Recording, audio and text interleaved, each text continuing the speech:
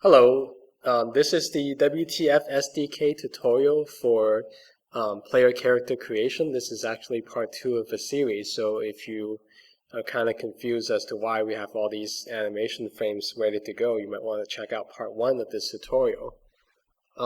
So we're going to continue on with all these frame assets that we've imported from the last tutorial. And what I want to do is set up all the parameters that will allow me to use this animation package for my playable character. First thing that I need to do is put down an identifier for this animation package. It's sort of internal, so no one would actually see it but me. But what I want to make sure though is, I want to write down something that I would remember it by. So I'm just going to write known player animation. Hit enter, get it in. Now also said that this particular package is reserved for use as a playable character. So in usage, I want to select character/player. Now, as soon as I hit that, you'll see some of the panels start lighting up, meaning that I can use them now. And there's all these animations being created in the animations list. So for playable characters, what happens is, the playable character's actions are kind of predefined in the game. A player can, as you've seen, run around, jump, dodge, attack, cast spells, all that kind of things. And what that means is, all these animations has to be created in order for the player character to function properly. Now, which is why all these animations are listed here. And, you can't not create them, which is why they're locked. However, in order to just test the player character, I can actually just, set up a couple of critical animations and I can jump into the game and get it up and running. So the first thing that I want to set up is the idle animation. This is the animation that happens when the character is just kind of standing around. So let me go around the frame control and kind of hunt for the frames for the idle animation. So quickly going over the frame controls, all these little dots here are basically each representing an individual frame. You can also see the frame number over here, and you can kind of do a step-by-step walkthrough if you need to. And let's see, my idle starts at frame number 19, and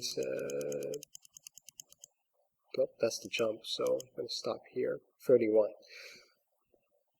So what I want to do is first I want to select the idle animation from the animation list, sort of the first one, which is why it's selected by default.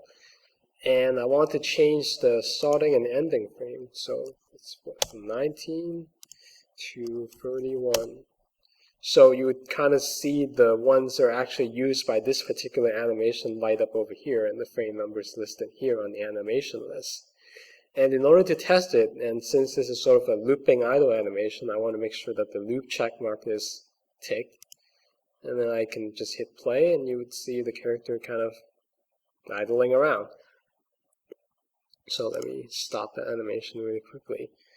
And before I get finished with this animation, I want to make sure that all the properties of this animation is set up properly. So besides the ones that are listed here, I also want to set the body area of the animation.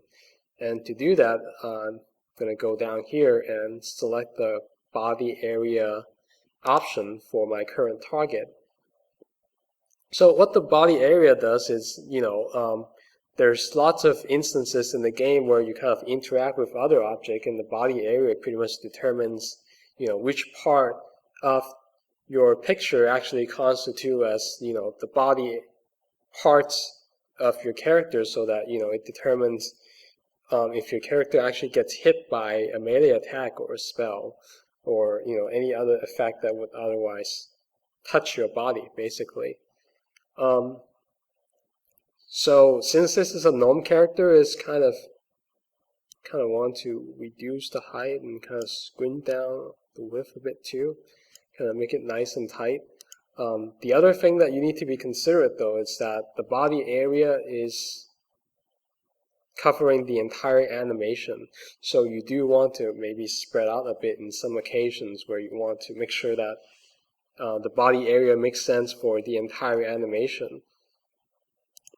So that's pretty much it for the idle animation. Next one is going to be move. Much of the process is going to be the same. First, I'm going to need to go and hunt for the frames that I use. Let's see, jump. Guess it's at the end. Oh, let's cast. Let's run. So starts with 52, I believe. Yeah, that's the last set of animation frames that I imported. So I'm gonna go up here and make sure that I clicked on move. Set the first frame to 52, and then just there's also one thing that I should probably go over is these little text boxes, and there's a couple of ways you can change the inputs. Obviously, what I've been doing so far is to just click into it and change the text manually, but you can also just kind of hold down the mouse and drag left and right to change the frame numbers. So obviously the first frame has to be before the last frame, which is why if you adjust the last frame backwards, it would actually kind of adjust the first frame as well. So let me change that back to 52. So, and then if I run the loop test, it would show the run animation. So I'm still adjusting the body area here, so I probably want to squint that down as well. So that looks good to me. Let's move on. So the next set of animation is the jump and land animation. It's a little tricky, so kind of a little different than the ones that we've worked with, because the jump and land animations are actually a series of two animations working together, and you kind of see how it combines in the game. So for now, what I want to do is make sure that the jump animation starts at the part where the character jumps, obviously. And then I want to make sure that the jump animation ends at the frame where I want the character to just kind of be stuck at when he's jumping. So let's start with 32. And let's end the jump animation at 39. So I want to make sure jump's selected. Starting at 32, ends at 39. So that's sort of like a half animation. Now what I want to do is go to the land and basically use the continuation of that animation to kind of set up the landing. Actually, yeah, I probably want to start with, something like that, 41 up to, and you want to kind of have it transition smoothly back into the idle animation. So kind of from 42 to 49.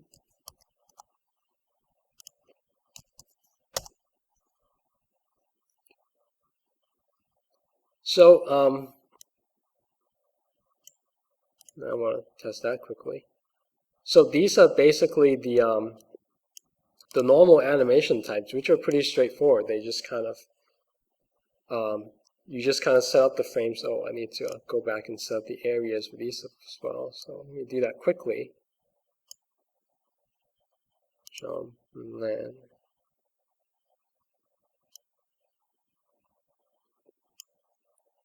And a second consideration that I should probably look for is to make sure that the character is always grounded properly.